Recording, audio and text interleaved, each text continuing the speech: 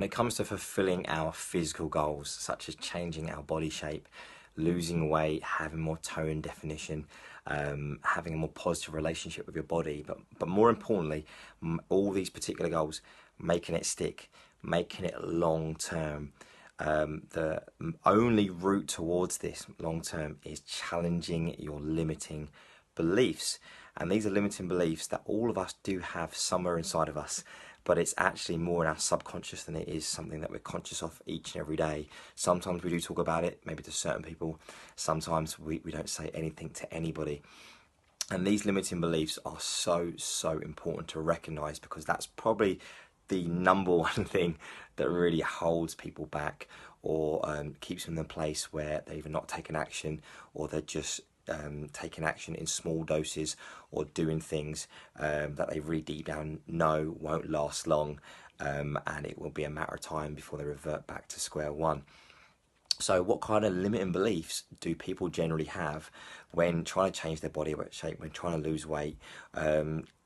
Certain examples could be, what if I fail?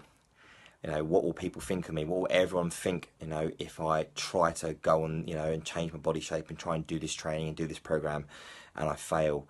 I'll be so embarrassed because, from all the people that will think I'm a failure. Another limiting belief could be, I'm going to have to, eat really strict and deprive myself of all the foods I actually want to eat, and I'll end up just being really resentful of this particular diet, and just restrict myself, and I'm never going to do that.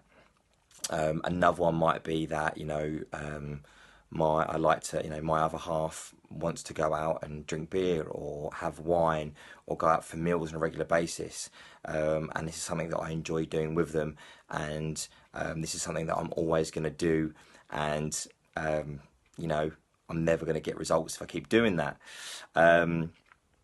Another one could be that in order for me to get the results and change my body shape, I'm going to have to do countless hours of exercise every single day, and keep that going forever for me to actually see changes and get results.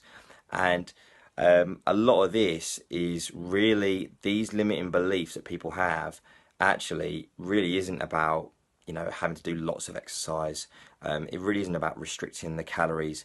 It really isn't about depriving yourself, or everyone thinking that you're a failure if you can't do it.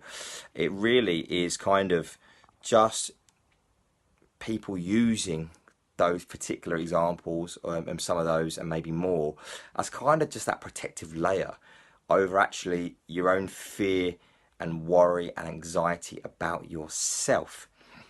And this often means actually it's not really a fear of failure that kind of holds people back, but generally it's more of a fear of actually, what if you do change your body shape?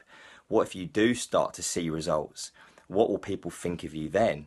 What if you do start to actually have more of the body that you want? And then all of a sudden, you can't really hide behind those excuses anymore. So that kind of protective layer goes. It's often a fear of success, probably more than that, rather than more a fear of success than actually a fear of failure, which holds people back. So it's actually first and foremost realizing your trigger points, realizing what are your actual limiting beliefs, what is the actual things going on subconsciously in your mind that you think of that really holds you back, what are the kind of the negative conversations that you're having with yourself that now and again you may speak to others, but generally you kind of just keep it in there. And then it's then flipping it on its head. And then now you've kind of realizes, those limiting beliefs, how we're going to challenge those, and more importantly, how we're going to change those limiting beliefs. So it's really getting to you in that position as in, right, actually, let's start looking at the good things that could happen if I reach this goals. If I start to change my body shape, if I start to lose weight, if that is the goal, if I've got more of a positive relationship with my body, what are the positive outcomes? So it could be for you, right, example is, I'm going to have more energy for my kids. I'm going to have more energy for my family, for my job. It could be that actually I have a much more positive relationship with my body, and actually I'm finding myself that I'm more complimentary of myself rather than actually being internally negative every single day. it could be that actually I'm now feel more confident and less worried about my long-term health. It could be that actually I feel like once I reach my goals, I'm going to have more mobility, and I feel that actually I don't feel stiff, and I feel like I actually can do the things that I want to do every single day. It could be actually that once I kind of reach towards my goals, I'm actually going to feel much more happy within myself. I'm going to feel like actually, you know, I can go out with my friends and not worry and have this constant addictive negative relationship with the mirror every single time before I go out.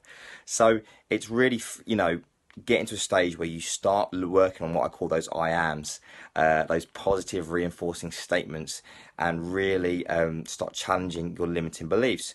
But once again, it's still a matter of you actually identifying what your limiting beliefs are.